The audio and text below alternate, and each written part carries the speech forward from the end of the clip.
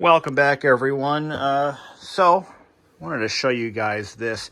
This is what a 93 LE stereo looks like when brand new. This is how they came. This is what they look like. Absolutely gorgeous. Beautiful example. This radio came from a customer out in Florida, I believe. He's got a 93 LE with 11,000 miles on it that will be on Bring a Trailer, I believe, very soon. He's waiting for me to get this back to him. This particular radio was in surprisingly rough condition internally. One of the things that you've got to understand with electronics is with capacitors, letting them sit unused is not a good idea. It's like taking a car and throwing it in a field and going back to it 30 years later. The gentleman who owns this car never used the radio. And he owned the car, I believe, since new. And he never used the radio. The cassette deck had no wear at all. The pinch rollers had no markings at all. It was absolutely brand new inside. The capacitors, well, yeah, not so much. So it produced no audio. From the tuner itself and from the amplifier, it was absolutely mute. So we replaced every capacitor on the amplifier board, almost every capacitor on the tuning board, and a couple of capacitors on the Dolby ProLogic board. The Dolby noise reduction board. And it works. It's got Bluetooth, it's got a functioning cassette deck, a functioning CD player. But this is what they looked like when they were new. And as a quick reference, this is what I am doing to them. So I cannot replicate this finish. This finish is electroplated chrome with a kind of like a flat clear, and it was not a very good quality. It was a quality finish, but it did not last. That's why so many of these look like they've sat underneath about 400 feet of ocean water by the time they show up in my shop. This is what I'm producing. So this is the the refurbished next to the original. And I'm sorry, there's no comparison, but I can't replicate that. I cannot do it.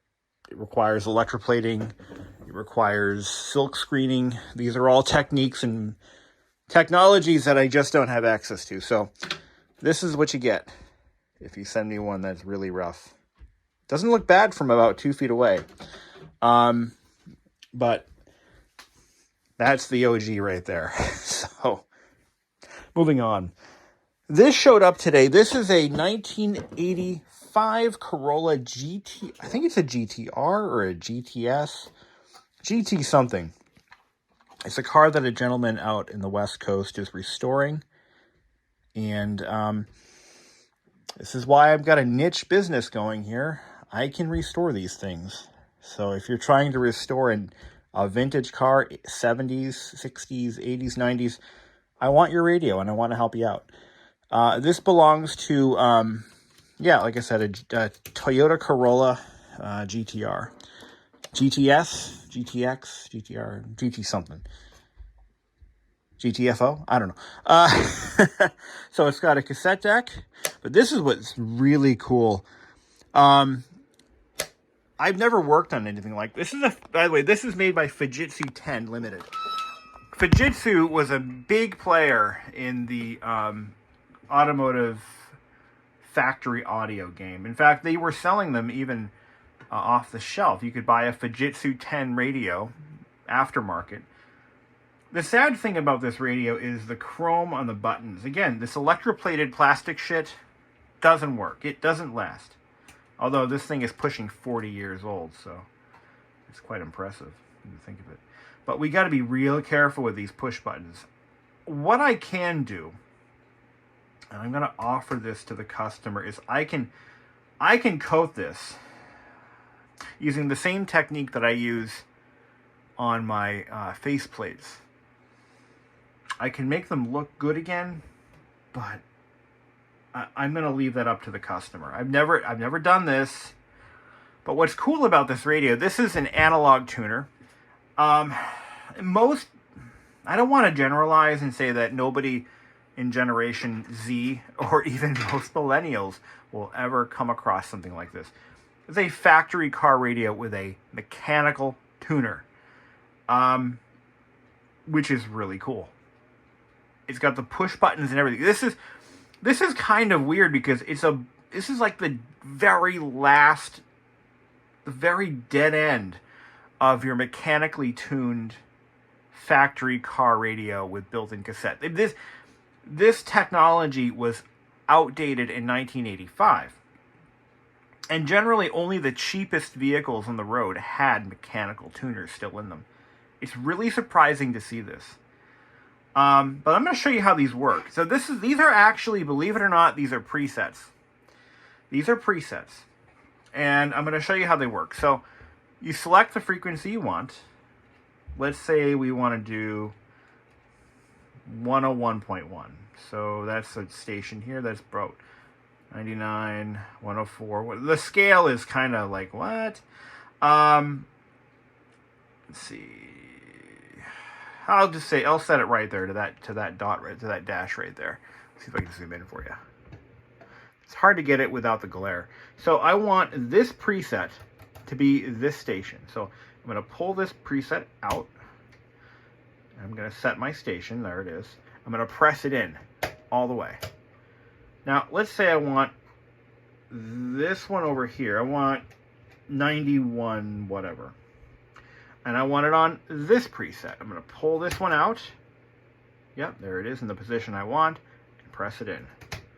Now, what's going to happen is this preset, watch that dial pointer. Oh, there it goes. This one, that way. This is technology that even when I was a child, I'm 39. I'll be 39 next month. This was obsolete throughout my entire childhood. This was really obsolete technology. Now to clear these, we can actually, I believe we can set them all to the same one. There we go. So now they all go to the same place. They're all completely cleared. It's all mechanical. No wires, no resistors, no capacitors to make that work. This is really basic stuff. But the mechanical engineering that went into designing this technology is impressive because it was all a mechanical engineer's world back then. All right, the faceplate looks like it is printed on the reverse. It's a clear, we need to polish this. I'm going to get some good photos of this. We're going to make this look brand new again, as best as we can. I don't think I'll be able to do much for the cassette door. Now this one, the cassette goes in, I kind of like a General Motors radio. It goes in like this.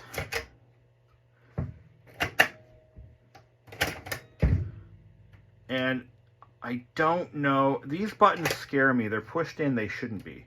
So I don't know what's going on there. I don't know if we can save this radio. I'm going to be honest. But we're going to see what we can do. We're going to start by getting the... Ooh. We're going to... Oh yeah, somebody already tried. All right, let me get my... my JIS screwdriver. Look at the dot on each one of these. These are JIS screws. They require a JIS screwdriver if they're tight. Otherwise, you can get them with a regular Phillips. So we don't know if this thing works. But yeah, this is a JIS screwdriver. It locks right into these if they're not stripped.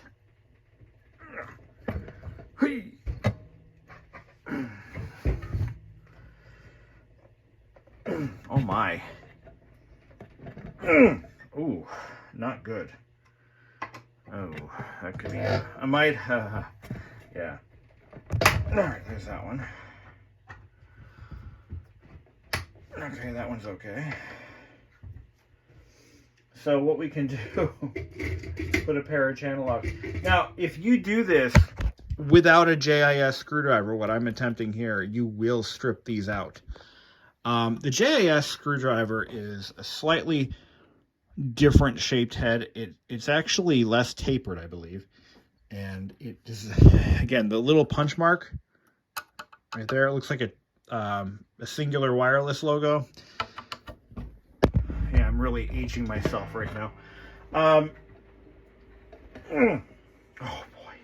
Okay. All right. Bring out the big guns. Okay, here we go. I still have to reach out to the owner of this. Ooh. No bueno. Oh, it's just.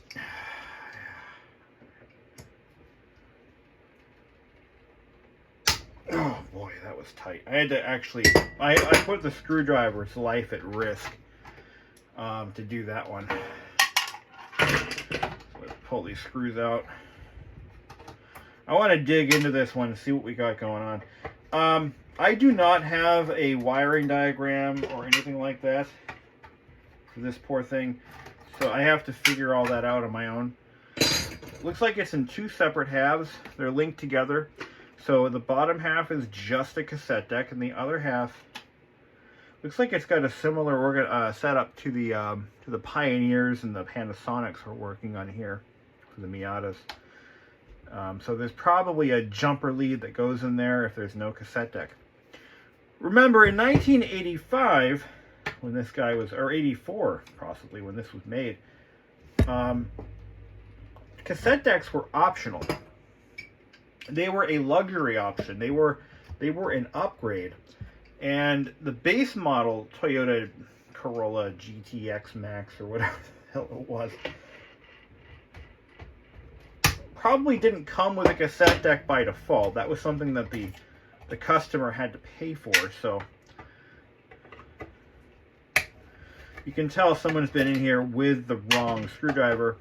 Now what I do is, if it's going to start camming out on me, because you know pretty quick, like this one right here, this one is chowdered to hell.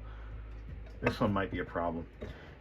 You can usually tell when that's going to happen, and then you just stop and you grab the correct tools. But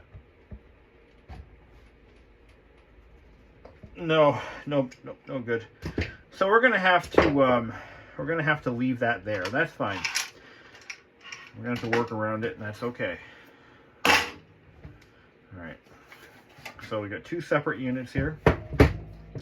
I like that. It makes it easy to work on. Is there a production date on this? No. 12 volt, 4 ohm, grounded case. Don't know what the wiring is on this. Obviously, it's not the same as a Miata, so we can forget that dream. Okay. 1984. So this is probably not special or unique to the Toyota Corolla. This is probably just a standard Toyota stereo. Probably was used in multiple models. Gotta figure out the wiring on this before I can really test it out. Part of that's going to be taking it apart and looking inside and seeing what's what. I'm going to have to look up the wiring diagram for an 85 Corolla and see if that gives me any clues. I had the owner send me a photo of this thing hooked up, so I know that the wire colors are going to be. So if I can find the diagram, wow, look at that. Whoa, this is an oldie.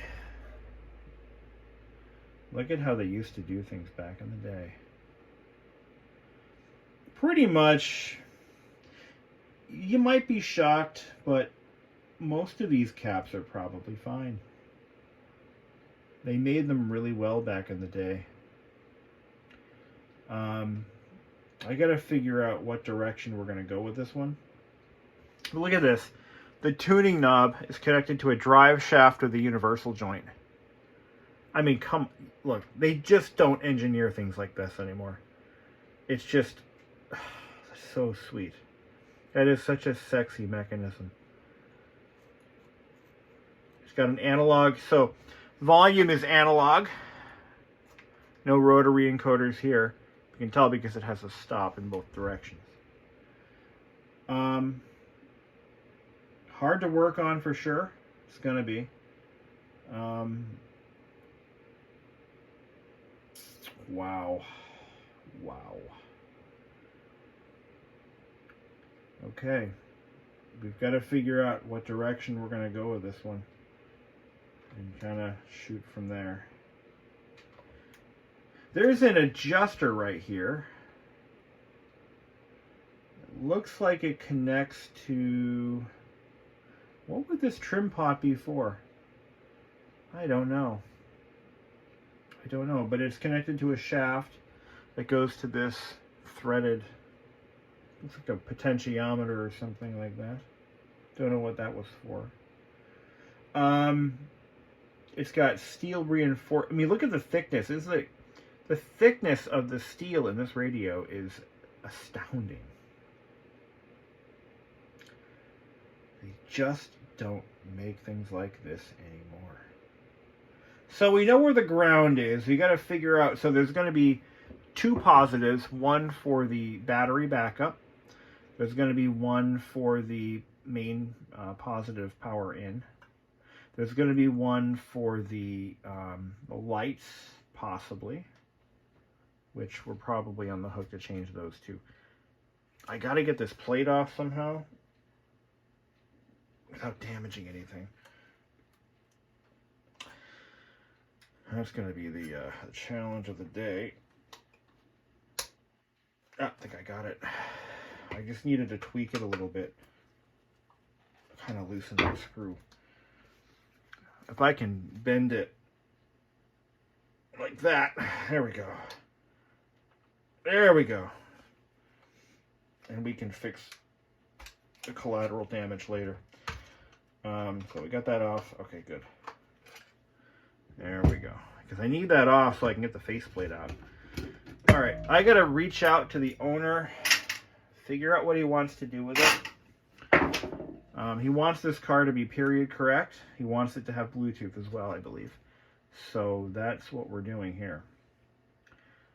Let's take a look at the cassette deck. But yeah, I'm thinking we're gonna have to do, we may have to do a complete cap job on this. In which case,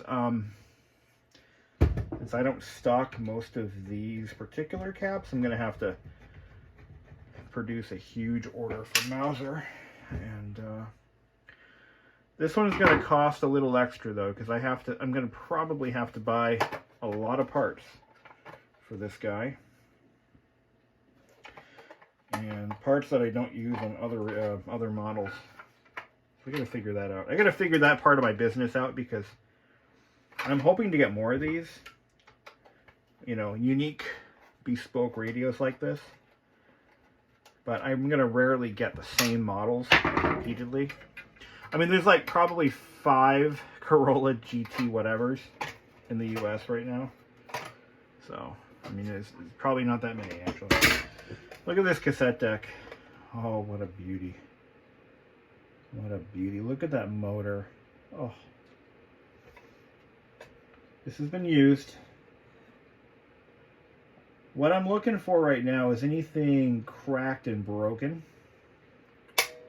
Oh, yeah, okay, that works. And yeah, these buttons haven't returned to their normal position. That's interesting. This comes off. Okay. Yeah, this mechanism has been out before. I can see that the screws are pretty chowdered. Yep, for sure. Oh, that's not good. Yeah, okay. Yeah, that's what I'm afraid of. It looks like these gears are cracked. There's no saving those. Or is there? Nylon. Nylon likes to shrink. It turns yellow, it begins to get brittle, and it shrinks. And the result of that is what you see here. There's a split in each gear. And what's going to happen is, even if we get it working, it's only going to get worse. Oh yeah, it does not look good.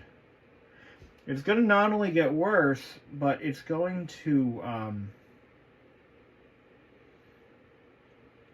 It's going to produce an audible thunk every time the cassette, or every time that crack passes by. The solution in modern times is to make a cast of the gear and 3D print it, or make a 3D scan of it. I might be able to have these remade out of resin, potentially. But as far as these working as is, that's not gonna happen. The thing is, with a cassette deck, usually belts.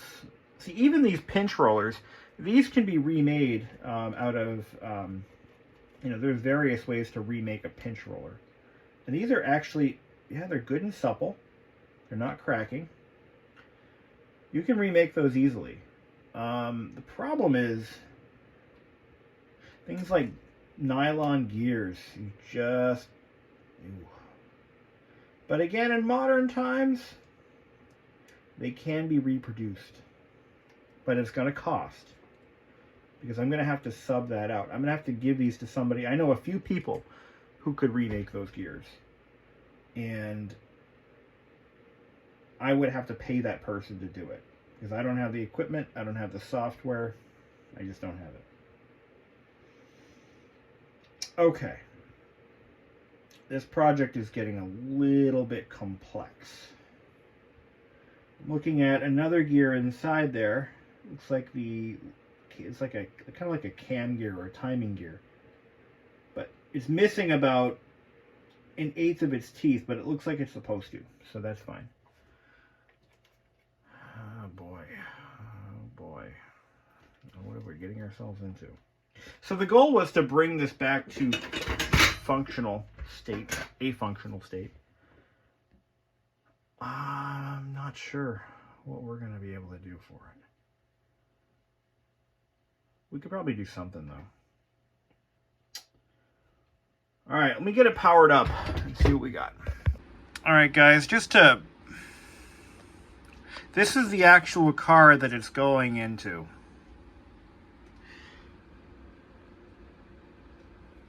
That's the car. So I just spoke to the owner of the vehicle, and he wants to throw the works at it. He seems to be very intent on that. So what we're going to do, I ordered a harness to connect it to my power supply. I don't want to do any guesswork on the wiring. The photos that he sent me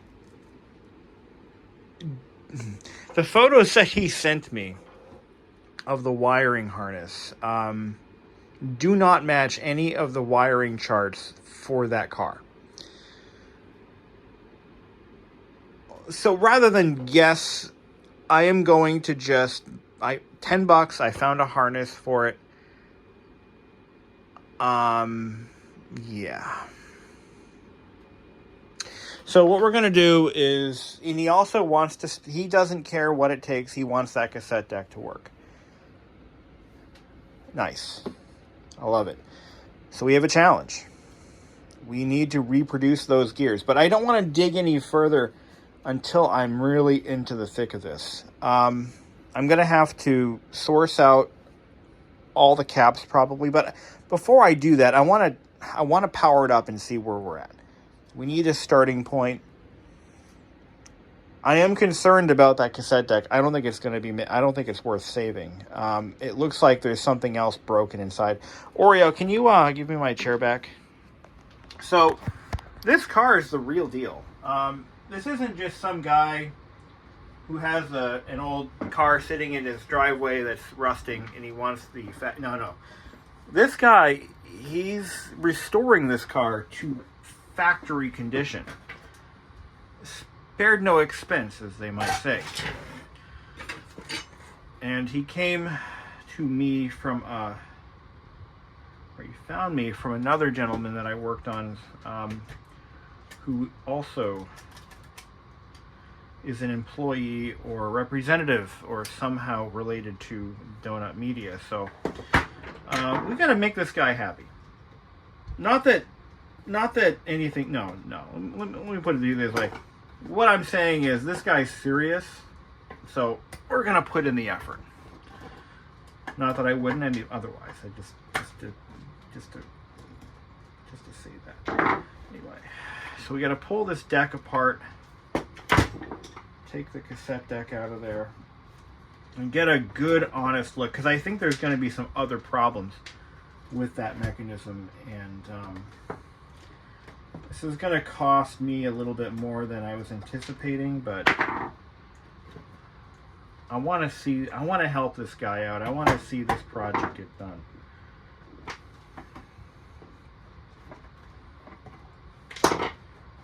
Well, that's interesting. All right, so we'll take that faceplate off. See, this is what I'm concerned about. So this door, right? It's got some discoloration on the backside, which means that it's deteriorating. So I've asked him to find another radio. I was just point blank. I said, you know, can you find another radio? Because, oh man, this thing is worse than I thought. Yeah, it's pretty nasty in there. All right, we have to desolder this ribbon cable. That's no big deal. I'm gonna mark off these colors here. Where's my blue Sharpie? Blue Sharpie. So I can color code these things here. So this is where the blue one goes. That's where the green one goes. I'd like to see him actually find another radio.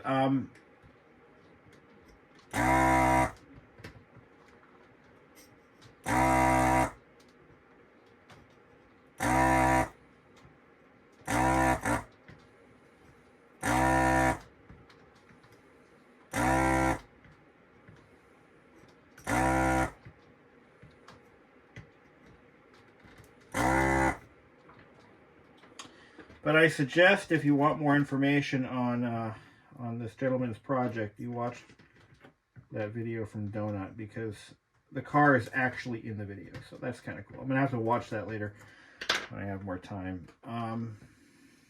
So we'll take these wires off. Okay.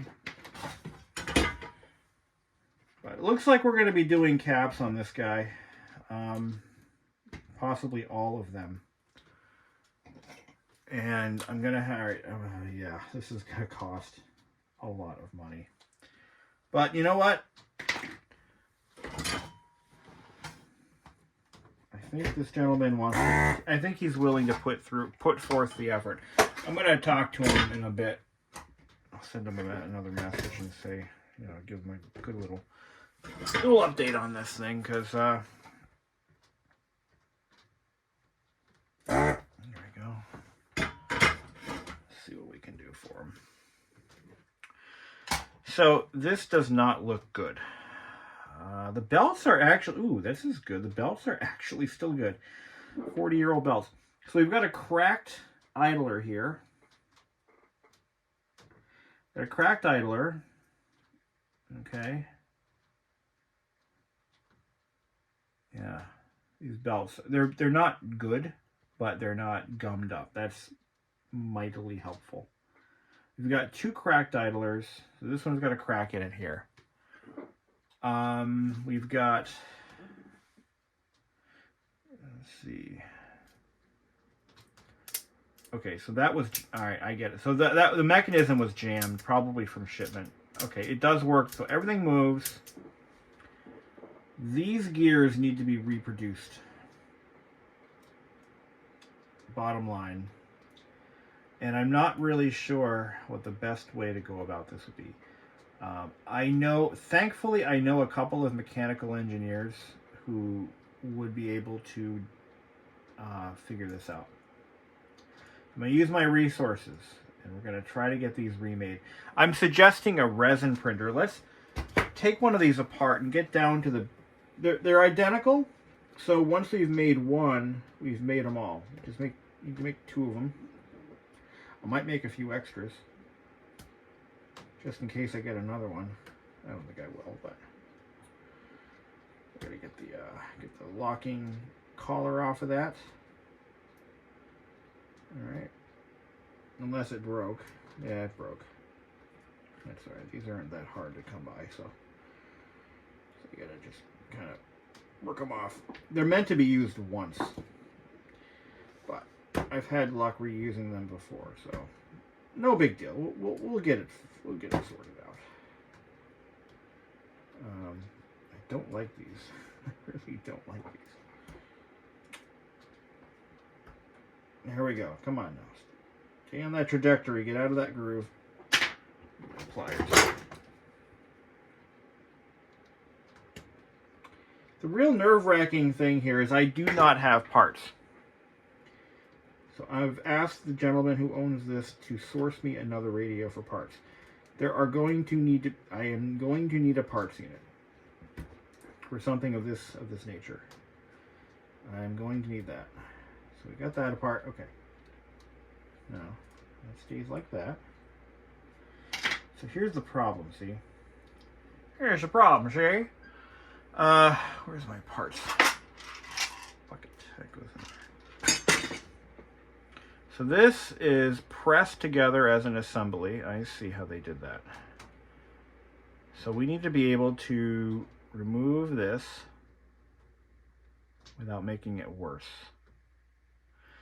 There is, looks like an insert in here. That's going to need to be removed.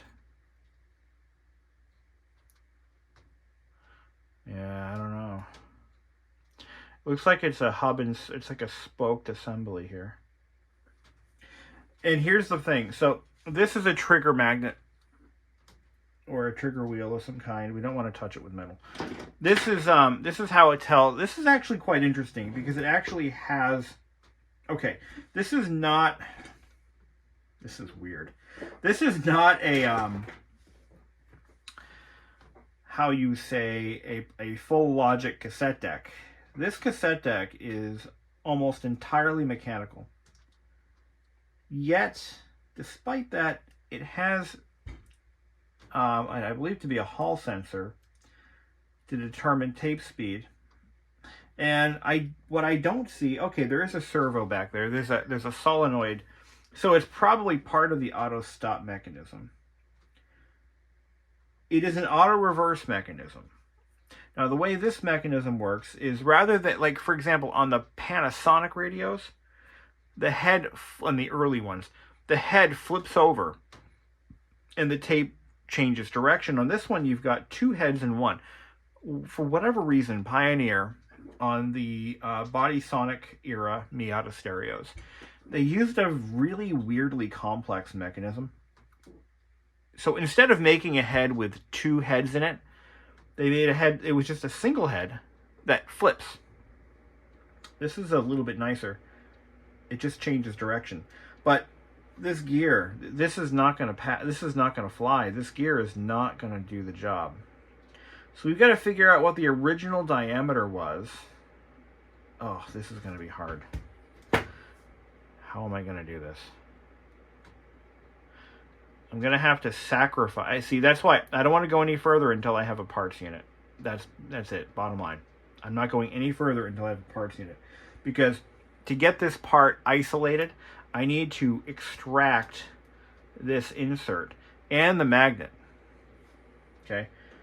And we've got to make sure that we mark the magnet so that we know what side we're on. Okay? Because if you put it on backwards, it probably won't work. This is going to be rough. But I want to help this guy out. He's legit. You know, he's really into this car. He loves his car. And he wants it to be factory. And I want to make that happen. I want that to be possible. This is going to cost a little bit more than my usual, but I'm going to discuss that with him because it's going to take a lot of work to get this thing going. These parts right here are going to cost because I've got to pay someone to duplicate this using a resin printer. You can print this in resin. It'll be fine. It's not under a lot of mechanical stress. Oh, this is going to be rough. So I'd rather see this gentleman buy another radio for parts. Bottom line, that I got to be firm on that. not firm on that. I'm not. You know what I mean. I need to emphasize that. Yeah, he's better off with a parts unit. If he buys it on his own and has it drop shipped to my house, it won't cost him any extra. But if I have to buy it, it's going to cost extra. And that's with any customer. I mean, if I have to buy the radio myself, which I'll do, but it would be cheaper for the customer to buy it and then just have it drop shipped. So I got work to do. This one's going to be rough, but we'll do what we can. We're going to try to save it one way or the other. It's a unique project, and I'm more than happy to do it because getting more of these in is kind of what I want. I want to branch out into other makes and models of radio, and you know, Miatas are fun and all, but God, I've done 40 Miata radios. I'd like to try something new. So, okay, hopefully I don't need this again. Get yourself a set of JIS screwdrivers. If you work on a lot of Japanese stuff, it's almost mission critical. I've had these for years and I use them occasionally. So I had a conversation with the vehicle's owner again, and we talked about the situation, and it's a situation for sure. So this motor was made 2 days before I was born. May 25th, 1984 is when it was made. I was born May 27th. But that aside, he's very serious about fixing this. So I did some research. Well, actually, I wouldn't say that. I recognize this mechanism, or at least this type of mechanism, as being used in a Delco stereo for many years for General Motors. And so I looked up some pictures of Delco cassette mechanisms, and it's not the same. It's not even close. So I don't know who made this mechanism or who else uses it. It's a mystery. You'll notice there's like a metal shield around the motor. I believe that's for magnetic, like a Faraday cage or a magnetic shield, because it's so close to the cassette tape itself. I don't know. There is zero chance of finding another of this model. Zero chance. Not going to happen. There are none for sale. There are none to be had. So we've got to figure this out. This is going to get worse. You can see that there's a little crack forming here. There's no option of gluing it. See, what happens is nylon, as it ages, it begins to shrink. And because they put this gear around a magnet that doesn't shrink, it creates a stress point and it cracks. That is what happened. The replacement gear will require some additional engineering to determine its original size. A little bit of slide ruling. Is it fixable? Yes. Okay, so after some searching, we were able to locate 2 complete parts units. The customer has opted to purchase these and have them drop shipped to my house. I've actually done this before for other customers in a case where I just don't have parts for the unit and we need to find something else. Now what will happen is, fortunately, those parts units actually have some other components that I find useful. For example, the push buttons on this unit are in pretty rough shape. The parts unit looks brand new. So we're going to make this radio look and sound great again. That's my anticipation. That's my expectation. And this customer is very excited already, so I'm hoping for a good turnout on this one. If you're interested in my services, my website is savemyradio.com. That's savemyradio.com. And you can use my form to fill out your information, tell me what you've got, and I'll get back to you as soon as I can. Thank you for watching, and have a great day.